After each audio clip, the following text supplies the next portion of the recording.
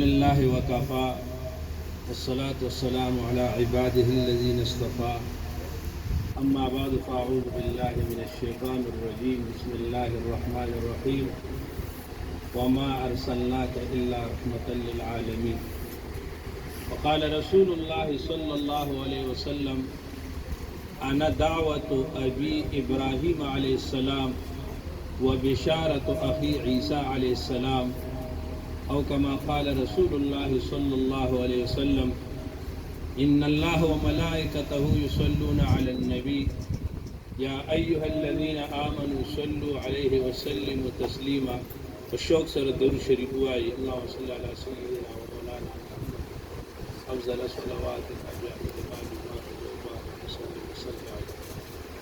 حضرات دا مجلس رسول اللہ صلی اللہ علیہ وآلہ وسلم د سیرت و سلسلہ کی منعقد شوه ده د نبی علیہ السلام سیرت بیانول کارے دار دا ډېر لوی کار او د هغې دپاره که موږ د خپل ټول عمر وقف کړو نو موږ د رسول الله صلی الله علیه وسلم سیرت پوره نشو بیانولی رسول اللہ صلی اللہ علیہ وآلہ وسلم احادیث مبارکہ 7,57,000 حضور کے احادیث مبارکہ ہے. یہ سارے احادیث یہ حضور کی سیرت ہے، حضور کی زندگی ہے. اب حضور کی زندگی کو جتنا وقت مجھے دیا گیا ہے اس میں بیان کرنا یہ مشکل نہیں ہو ہی نہیں سکتا. البتہ میں ابھی آپ کو جو ہے نا سیرت کے موضوع پہ 2-3 ٹپس دوں گا جو آپ حضرات کے لیے ہوم ورک ہوگا. پیغام میں نے دینا ہے، آگے ہوم ورک آپ نے کرنا ہے. جو سیرت کے طالب علم ہوں گے وہ اس ہوم ورک پہ کام کریں گے. سب سے پہلے میں انشاءاللہ تعالی ٹائم میں 20 منٹ کے اندر بات سمیٹوں گا. سب سے پہلی بات ہم پڑھتے ہیں لا الہ الا اللہ محمد الرسول اللہ. اس کلمے سے ہم جو ہے نا وہ مسلمان ہوئے.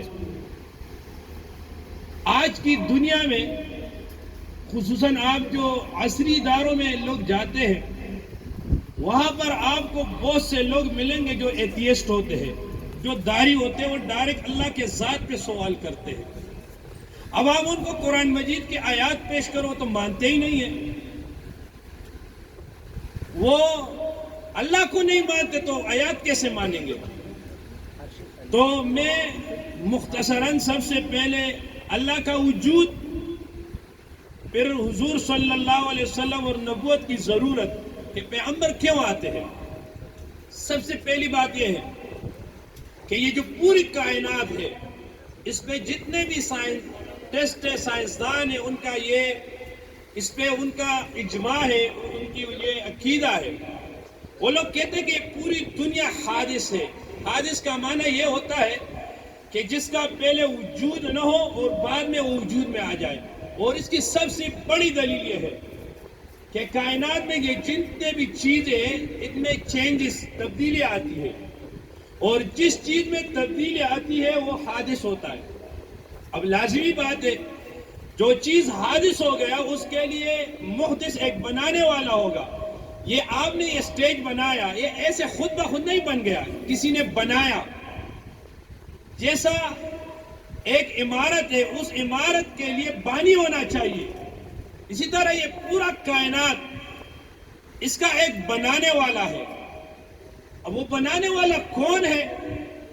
اگر آپ انسان میں، پتھر میں، بت وغیرہ یہ سب جنہوں نے لوگوں نے اس میں غلطی کی ہے اس کو مانا ہے. یہ اس لیے غلط ہے کہ یہ سارے اجزاء یہ خود پہلے موجود نہیں تھے، حادث ہے، بعد میں یہ وجود میں آ گئے. اب یہ بات کہ اللہ اس کائنات کا خالق ہے، اسی نے پیدا کیا، یہ ہمیں انبیاء کرام کی جماعت نے یہ خبر دی ہے کہ اللہ اس کائنات کا خالق ہے اور وہ ایسا ذات ہے جو واجب الوجود ہے، اس کا وجود ہمیشہ ہے اور وہ قدیم ہے، پہلے سے موجود ہے. وہ ذات اللہ کی ذات ہے. باقی یہ بات کرنا کہ ہم نے اللہ کو دیکھا نہیں ہے مانے کیسے, یہ تو بچوں والی بات ہے. بہت سی چیزیں, ایک آدمی کہتا ہے ہمارا یہ ساتھی بڑا عقل مند ہے, آپ ان کو بتائیں ذرا عقل دکھاؤ, عقل کہاں ہے؟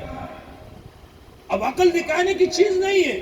وہ کہتا ہے میرے پلاں کے ساتھ محبت ہے, آپ کو محبت دکھاؤ, کہاں ہے؟ وہ بھی چھوڑے. ہم قائد اعظم محمد علی جناح کو مانتے ہیں, البیرونی کے مانتے ہیں, امام الرازی کو مانتے ہیں, ہم نے دیکھا نہیں ہے. ہمیں خبر دیا گیا, حتیٰ ہمارے ولادت کے متعلق ہمیں خبر دی گئی, ہم نے مانا. اب اللہ کے متعلق جنہوں نے ہمیں خبر دیا وہ سارے انبیاء کرام کی جماعت ہے. اب یہ میں نے خود اس پہ میرا 1 گھنٹہ کا پورا 1 گھنٹہ بیان ہے اللہ کے وجود پہ, لیکن وہ عقلی دلائل نہیں. اب اللہ کا وجود یہ ایسا ہے جیسے اب سورج موجود ہے, اللہ کا وجود ایسا ثابت ہے. اب حضرات, جب اللہ اس کائنات کا خالق ہے اور ہم سب کا مقصد اللہ کو راضی کرنا ہے, اب اللہ کی رضا ہمیں تب ملے گا جب ہمیں اللہ کی منشا کا پتہ ہو کہ اللہ ہم سے کیا چاہتے ہیں. اب کسی کا منشا معلوم ہونے کے لیے آپ کو کے لیے 2 چیزیں ضروری ہے.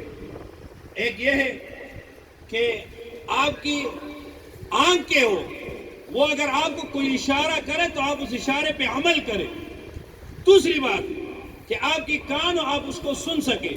مثلا ہمارے ڈی ایس پی صاحب اب یہاں پہ وہ خطاب کر رہے, وہ خطاب کے دوران ان کو پانی کی ضرورت ہے. اب وہ خطاب کٹنا نہیں چاہتے, وہ ایسے ہاتھ سے اشارہ کرتے کہ پانی دے دو. اب مثلا ایک ساتھی کو وہ اشارہ کر رہا ہے, وہ ہل ہی نہیں رہا, وہ اشارہ کر رہا ہے ہل ہی نہیں رہا. وہ غصہ ہوں گے, یار میں اشارہ کرتا ہوں تم لوگ اشارہ نہیں سمجھتے. وہ ساتھی کہتے ہیں حضرت آپ جس کو اشارہ کریں یہ نابینا ہے, اس کو نظر ہی نہیں آتا. دوسری بات یہ ہے, وہ کہتا ہے پانی لاؤ, مجھ سے کہتا ہے پانی لاؤ, اب وہ ہلتا نہیں ہے. ہم کہتے ہیں بھائی پانی لاؤ نا, بار بار کہتے ہیں. وہ کہتے ہیں حضرت آپ جس کو کہہ رہے ہیں وہ سنتا نہیں ہے, اس لیے وہ گناہگار نہیں ہے اس پہ. اب دیکھو اللہ جو ہمیں جو فرما رہے, اللہ کا جو منشا ہے, اس منشا کے لیے ہمارے پاس ایسے آنکھیں نہیں ہے کہ ہم اللہ کو دیکھیں, ہمارے پاس ایسے کان نہیں ہے کہ ہم اللہ کو سنیں. اب اللہ نے ایک جماعت منتخب کی جنہوں نے اللہ کو سنا, جنہوں نے اللہ کو دیکھا, اس جماعت کو انبیاء کرام کہتے ہیں. یہی انبیاء کرام کا سلسلہ آدم علیہ السلام سے شروع ہوا, اور اس میں آخری پیغمبر ہمارے اور آپ کے آقا محمد مصطفیٰ صلی اللہ علیہ وسلم دنیا میں تشریف لائے. حضور صلی اللہ علیہ وسلم کی سیرت یہ ایسا نہیں ہے کہ اتفاقاً حضور صلی اللہ علیہ وسلم عرب میں پیدا ہو گئے. آپ دنیا کا نقشہ اٹھا کے دیکھیں, خصوصاً اسی زمانے میں جس زمانے میں حضور صلی اللہ علیہ وسلم پیدا ہو رہے تھے, اسی زمانے میں پوری دنیا میں 5 بڑی ریاستیں حکومتیں چل رہی تھی, اور اس زمانے میں 5 بڑے مذاہب چل رہے تھے. عیسائیت, یہودیت, بدھ مت, مجوسیت اور شرک, یہ چل رہے تھے. اللہ نے حضور کو عرب میں پیدا فرمایا. اصل میں عرب قوم کی خاص خصوصیات تھی. دوسری بات, اسی زمانہ میں آپ ابھی بھی میپ اٹھا کے دیکھ لیں تو مثلاً یہ سعودی عرب ہے, اس طرف پورے افریقہ ہے, براعظم افریقہ ہے. اس طرف آپ جائیں گے تو پورا جو روم کی حکومت تھی وہ اس طرف تھی. اس طرف آپ آئیں گے تو پورا فارس, ایران وغیرہ یہ حکومت تھی, اور اس طرف یہ برصغیر پاک و ہند یہ ہمارے جو علاقے ہیں یہ تھی ایشیا. اور یہ سعودیہ اس وقت ابھی بھی ہوگی. ابھی لوگوں نے چونکہ انگریز کے ہاتھ میں سب کچھ آ گیا, انہوں نے پورا دنیا کا نقشہ ہی تبدیل کر دیا, ورنہ اسی وقت یہ دنیا کا بالکل سینٹر تھا. دنیا کی جو تمام تجارتی راستے تھے وہ اسی پہ گزر رہے تھے. تو اللہ نے حضور کو عرب میں پیدا فرمایا. پھر حضور صلی اللہ علیہ وسلم کی پیدائش سے پہلے جو حضور کی جو حالات تھے, جو دنیا کے حالات, حضور صلی اللہ علیہ وسلم کے والد ماجد، حضرت عبداللہ کے عجیب حالات، ان کے دادا حضرت شیبہ، عبد المطلب نام مشہور ہے، یہ نام نہیں ہے، ان کا اصل نام شیبہ ہے۔ شیبہ کا حالات عجیب، ان کے والد حضرت ہاشم، ان کے حالات عجیب۔ حضرت ہاشم کا نام بھی ہاشم نہیں تھا، حضور صلی اللہ علیہ وسلم کے والد کے دادا کا نام ہاشم نہیں تھا، اس کا نام عامر تھا۔ ہاشم اس لیے رکھا کہ ہاشم عربی میں یہ جو سرید بناتے نا اس کو کہتے، عرب میں کات آ گئی تو حضور صلی اللہ علیہ وسلم کے پردادا وہ پورے عرب کو اون ذبح کرتے تھے اور سرید کھلاتے تھے، اسی وجہ سے ان کا نام ہاشم پڑ گیا۔ حضرت ہاشم یہ جو عرب، قرآن مجید میں اللہ نے فرمایا کہ لِإِيلَافِ قُرَيْشٍ إِيلَافِهِمْ رِحْلَةَ الشِّتَاءِ وَالصَّيْفِ، جو یمن اور شام کو یہ جاتے تھے، یہ سلسلہ حضرت ہاشم نے شروع کیا۔ حضرت ہاشم کی وفات جوانی میں 25 سال کی عمر میں ہوئی، لیکن وہ بہت زیرک سیاستدان انسان تھا، پوری دنیا کے ساتھ انہوں نے جو ہے نا وہ سیاسی تعلقات روابط شروع کیے۔ پھر وہ ایک سفر میں جا رہے تھے، تجارت کے سفر پہ تھے، مدینہ میں گئے، وہاں مدینہ میں شادی کی، وہ یہ شادی کی، وہاں کچھ دن گزارے، آگے چلے، راستے پہ جو ہے نا ان کی وفات ہو گئی۔ اسی بیوی سے جو مدینہ میں شادی کی تھی ایک بیٹا پیدا ہوا، جو پیدا ہوا تو اسی وقت اس کے بال سفید تھے، تو عرب نے ان کے جو رشتہ دار تھے دیکھ کر انہوں نے کہا یار بال سفید ہے، اسی کا نام ہی شیب رکھتے، شیب بڑھاپے کو کہتے جو بال بڑھاپے کی وجہ سے سفید ہو جائے، تو شیبہ نام رکھا۔ پھر حضرت ہاشم کا بیٹا مطلب وہ رہتے تھے مکہ میں، اب مکہ میں جب ان کو بعد میں کسی نے بتایا کہ آپ کے بھائی ہاشم نے وہاں مدینہ میں شادی کی تھی اور اس سے ان کا ایک بچہ بھی پیدا ہو گیا، تو اب مطلب آئے مدینہ اور ان کے والدہ سے بات کی اور اپنے ساتھ جو ہے نا وہ مطلب کو شیبہ کو لے گئے۔ جب جا رہے تھے اور مکہ شریفہ میں داخل ہو رہے تھے تو اسی وقت سواری پہ مطلب آگے تھے اور شیبہ پیچھے تھے، تو کسی نے کہا شیبہ تو آ گیا، یہ تو اپنے ساتھ ایک چھوٹے لڑکے کو بھی لایا ہے، تو یہ کون ہے؟ تو کہا بھائی یہ اس نے غلام خریدا ہے، اس کا عبد ہے، یہ عبد المطلب ہے۔ تو پھر اسی سے حضور صلی اللہ علیہ وسلم کی دادا کا نام عبد المطلب پڑ گیا، اور پھر یہ بڑا سردار بنا۔ پھر آگے حضرت عبداللہ، آپ حیران ہوں گے، حضرت عبداللہ کی وفات جو ہوئی اس وقت ان کی عمر 22 سال تھی، اور حضرت کی جو حضور صلی اللہ علیہ وسلم کی جو والدہ تھی ان کی عمر بھی 21 سال میں وفات ہوئی۔ ان دونوں کو حضرت عبداللہ اور حضرت آمنہ کو اللہ نے پیدا اس لیے کیا تھا کہ اللہ ان سے جو ہے نا حضور صلی اللہ علیہ وسلم کی ولادت مبارک کرے۔ کہ جب حضور صلی اللہ علیہ وسلم پیدا ہو رہے تھے اس وقت کائنات میں عجیب حالات تھے۔ حضرت آمنہ خود فرماتی ہے کہ جب حضور صلی اللہ علیہ وسلم پیدا ہو گئے اور جب بچے پیدا ہوتے تو ان پہ خون وغیرہ کے اثرات، حضور بالکل صاف، اور جیسے پیدا ہوئے تو سب سے پہلے انگلی اوپر کی اور اللہ اکبر فرمایا، اور جب اللہ اکبر کہا حضرت آمنہ فرماتی ہے کہ اس سے پوری دنیا روشن ہو گئی اور میں نے پوری دنیا کو دیکھا۔ پھر حضرت آمنہ فرماتی ہے کہ میں کیا دیکھتی ہوں کہ حضور میرے گود میں نہیں، تو میں آواز سنتی ہوں، ایک غائبانہ آواز آتی ہے کہ طوبوا مشارق الارض و مغاربها، اس بچے کو پورے مشارق، پورے مشرق اور مغرب، پوری دنیا میں گھماؤ۔ یہ اس کی علامت تھی کہ یہ پوری دنیا پہ اس کا راج ہوگا، اور اللہ نے دنیا کو دکھایا۔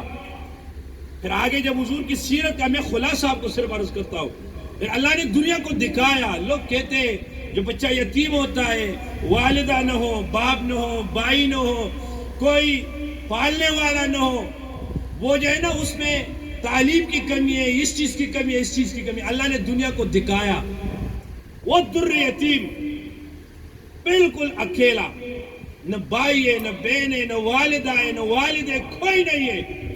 وہ پوری دنیا کا سب سے بڑا لیڈر بن رہا ہے. جس کو اللہ مقام دے کوئی اسے پیچھے نہیں لے جا سکتا. جس کو اللہ اوپر کرے کوئی نیچے نہیں لا سکتا. تو اللہ نے حضور کو ایسا مقام دیا کہ حضور صلی اللہ علیہ وآلہ وسلم کی حیات مبارکہ آپ نے دیکھنا ہے تو حضور صلی اللہ علیہ وسلم کی سیرت بنیادی طور پر ہم 3 حصوں میں تقسیم کریں گے. حضور کی 63 سال زندگی ہے. پہلے حصے میں نبوت سے پہلے یہ 40 سال ہے. 40 سال اس میں حضور کی ولادت، حضور کی رضاعت دودھ پلانا، حضور کی بچپن لڑکپن کھیل، اور پھر حضور صلی اللہ علیہ وسلم کی جوانی. ایک ایک پہ میں بات کروں گا. میں ابھی بھی کر رہا ہوں سیرت میں. وہاں پہ اپنے مدرسے میں روزہ ہر جمعے کو ہمارا 1 گھنٹہ جمعے کا بیان ہوتا ہے، اور تقریباً میں اس پہ 2 سال بیان کرتا رہتا ہوں. سیرت ایسا آسانی سے نہیں ہوتی. پھر جو ہے نا حضور صلی اللہ علیہ وسلم کی زندگی کی دوسری حصہ، جب آپ کی عمر مبارک 40 سال ہو گئی تو آپ کو نبوت ملی. پھر مکی تو نبوت ملی تو 13 سال 40 سال یہ ہو گیا. پھر 13 سال اب مکہ میں رہے. جو 13 سال آپ مکہ میں رہے یہ بھی 3 حصوں میں تقسیم ہے. پہلے 3 سال آپ نے خفیہ دعوت دی، اعلانیہ دعوت نہیں، چھپ چھپ کے خاص آدمیوں کو. عام اعلانیہ دعوت نہیں تھی. یہ 3 سال کا پیریڈ ہے، اور اس میں دعوت کی جگہ دار ارقم تھی.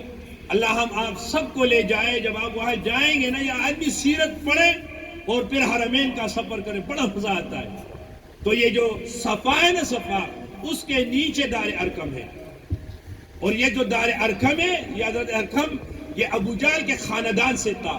اس کی عمر اس وقت 16 سال تھی، اور صفا وہاں پر لوگوں کا بھیڑ رہتی تھی. حضور نے اس جگہ کا انتخاب اس لیے کیا کہ کسی کو یہ خیال بھی نہیں تھی کہ اتنی بھیڑ میں ایسا خفیہ کام یہ کریں گے. تو پھر 7 سال اس کے بعد حضور نے اعلانیہ دعوت شروع کی اندرون مکہ، اور پھر 3 سال اعلانیہ دعوت بیرون مکہ. جب آپ جو ہے نا وہ گئے طائف کی طرف. یہ 13 سالہ زندگی حضور کی مکی دور ہے. پھر 13 سال کے بعد جب کفار مکہ قریش نے بہت مظالم شروع کے تو اللہ کا حکم آیا کہ آپ مدینہ منورہ چلے، ہجرت فرمائے. جب حضور نے ہجرت کی تو مدینہ منورہ کی زندگی بھی 3 حصوں پہ تقسیم ہے. اچھا، مکہ مکرمہ میں حضور صلی اللہ علیہ وسلم کا مشن اور ویژن ایک اسلامی قوم، ایک دین پہ سب کو جمع کرنا تھا. لیکن جب آپ مدینہ منورہ چلے، وہاں پر حضور صلی اللہ علیہ وسلم کا مشن ایک اسلامی ریاست تھی کہ آپ ایک اسلامی ریاست کی تشکیل دیں، جس کو آج کل ہمارے حکمران جو مدینہ کی ریاست کہتے ہیں. لیکن عجیب بات یہ ہے، مدینہ کی ریاست کی بات کرو تو خوش. حضور اسلامی ریاست بنا رہے تھے تو خوش. لیکن جب ہم کہیں کہ کوئی اسلامی آدمی اسلامی ریاست میں آئے تو پھر نہ خوش. یہ تو غلط بات ہے نا.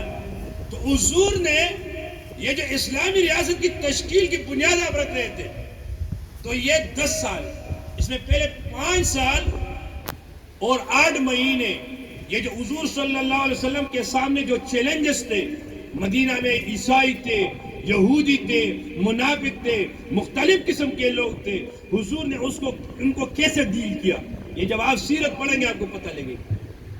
جب 5 سال اور 8 مہینے ہو گئے تو صلح حدیبیہ ہوئی. پھر صلح حدیبیہ سے لے کر فتح مکہ تک یہ 1.5 سال 2 سال یہ جو ہے نا ابتدائے مکہ اور اس کے ابتدائے فتح اور اس کے اثرات. اور جب فتح مکہ ہو گئی اور اس کے بعد جو حضور کی زندگی ہے تو یہ فتح اور اس کے بعد کے اثرات. آپ حضور صلی اللہ علیہ وسلم کی پوری سیرت اٹھا کے دیکھیں. مکی دور کا 13 سال اور 5 سال 8 مہینے یہ جو ہے نا مدنی دور کا پہلا حصہ اور دوسرا حصہ، تقریباً یہ کل بنتا ہے اللہ کا بھلا کرے 22 سال۔ اس 22 سال میں جتنے لوگوں نے ایمان لایا ان سب کو جمع کر کے، اور پھر جب حضور نے مکہ فتح کیا اور حضور نے جھنڈا لہرایا اور حضور کو صحابہ کرام کو اللہ نے ریاست اور حکومت دی، تو پھر اللہ نے فرمایا جب آپ کے ہاتھ میں حکومت آ گئی، دینی لوگوں کے پاس حکومت آ گئی، تو وَرَأَيْتَ النَّاسَ يَدْخُلُونَ فِي دِينِ اللَّهِ أَفْوَاجًا۔ اب آپ دیکھ رہے ہو کہ جوگ در جوگ جو ہے نا وہ لوگ اسلام میں آ رہے ہیں۔ اب یہ حضور صلی اللہ علیہ وسلم کی سیرت کا میں نے آپ کو خلاصہ عرض کیا۔ اب اس میں جب حضور صلی اللہ علیہ وسلم کی ایک ایک قدم جو اللہ نے فرمایا نا کہ حضور صلی اللہ علیہ وسلم کی زندگی میں آپ کے لیے نمونہ ہے، آپ کے لیے اقتداء ہے، آپ کی زندگی میں کوئی ایسی بات نہیں آئے گی جس کا اصل آپ کو حضور کی سیرت میں نہیں ملے گی۔ لیکن افسوس کی بات یہ ہے کہ آج ہمارے نوجوان وہ سیرت سے بے خبر ہے، حضور صلی اللہ علیہ وسلم کی زندگی سے بے خبر ہے۔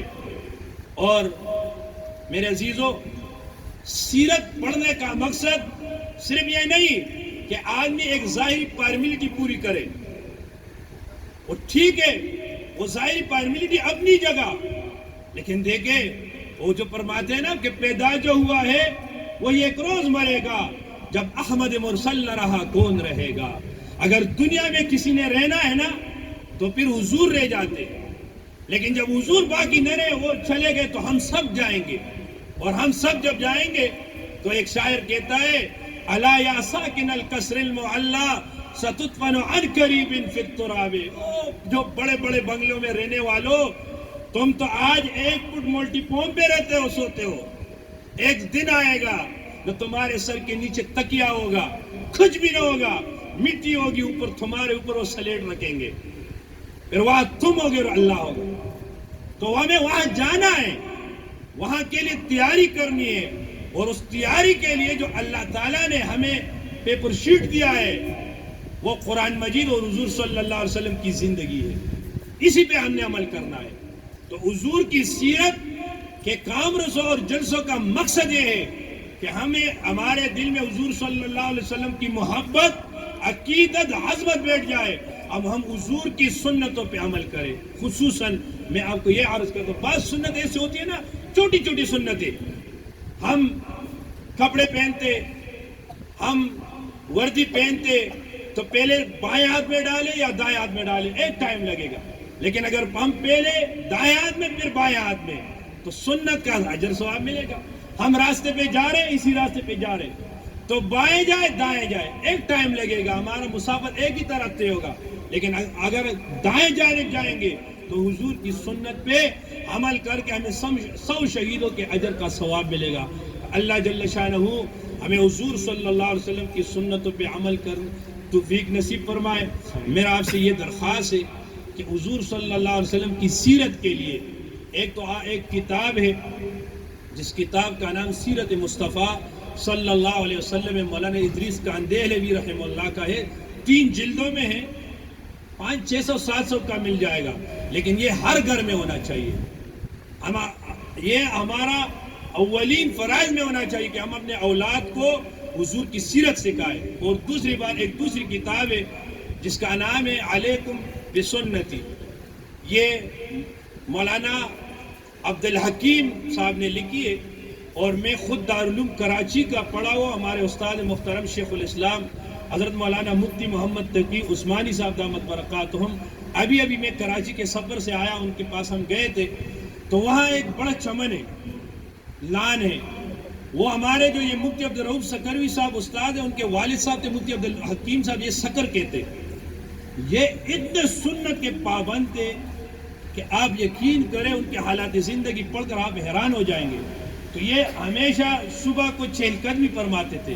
وہاں ایک لان ہے، ہمارے استاد صاحب فرماتے کہ یہ روزانہ جو ہے نا حضور صلی اللہ علیہ وسلم کے ساتھ اسی جسم سے جاگتے ہوئے ملتے تھے۔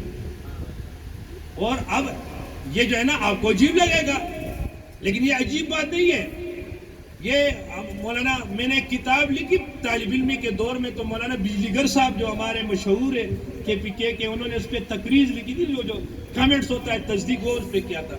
میں ان کے پاس گیا تو میں نے کہا حضرت میں نے شاہ منصور پہ وہ کتاب لکھا تھا، آپ نے تقریر کیا تھا، تو لمبی واقعہ لیکن میں مختصر کر کے عرض کرتا ہوں. تو انہوں نے فرمایا، یہ پشاور میں غلطی کا اندرخیل میاں صاحب مشہور تھے، کہتے وہ ایسا آدمی تھے کہ حضور صلی اللہ علیہ وسلم نے ان کو جاگتے ہوئے اپنی پگڑی بھیجی تھی.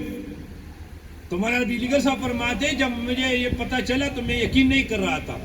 جب میں خود حج کے سفر پہ سن 1988 میں گیا تو جس گورنر نے ان کو وہ امامہ شریف پیش کیا تھا، میں ان کے پاس گیا.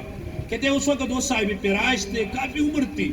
میں گیا، میں نے کہا حضرت پاکستان سے اس طرح کوئی آدمی آیا ہے کہ حضور نے آپ کو پگڑی دی ہو کہ آپ ان کو یہ دے؟ تو انہوں نے فرمایا، کہتے بیٹھ گئے اور غصہ ہو گئے. کہتے وہ انت شاکن بھی، تم ان میں شک کرتے ہو. پھر فرمایا، میں نے حضور کو ایسے دیکھا ہے جیسے تمہیں دیکھتا ہوں، میں نے حضور کو ایسے سنا ہے جیسے آپ کو سنتا ہوں. یہ بالکل سچ ہے. علی کل حال میرے عزیزو، تو یہ علیکم بسنتی آپ پڑھیں گے، آپ یقین کرو، آپ اس پہ عمل کر کے، وہ چھوٹا سا رسالہ ہے، آپ عمل کر کے دیکھو، پھر زندگی میں ہمارے آپ کی ملاقات ہو گئی، آپ کہو گے یار مفتی صاحب آپ نے ہمیں بہت اچھی چیز دکھائی تھی. انشاءاللہ آپ اس میں عمل کرو گے، صرف پڑھنا نہیں، نالج کے لیے نہیں، عمل کے لیے آپ عمل کرو گے. چھوٹا سا رسالہ، جاگتے ہوئے راستے پہ چلتے ہوئے ہمیں کیا کرنا چاہیے. انشاءاللہ آپ 1 مہینہ بعد دیکھیں گے آپ زمین پہ قدم رکھ رہے ہوں گے اور آپ کو ایسے لگے گا جیسے آپ ہوا میں چل رہے ہیں. آپ سنت پہ عمل کر کے دیکھو، عمل کر کے دیکھو. اللہ جل شانہ ہم سب کو جو ہے نا حضور صلی اللہ علیہ وسلم کی سنتوں کا عاشق بنائے، ہمیں اس پہ کامل جو ہے نا وہ عمل کی توفیق نصیب فرمائے. وآخر الدعوانا ان الحمدللہ رب العالمین.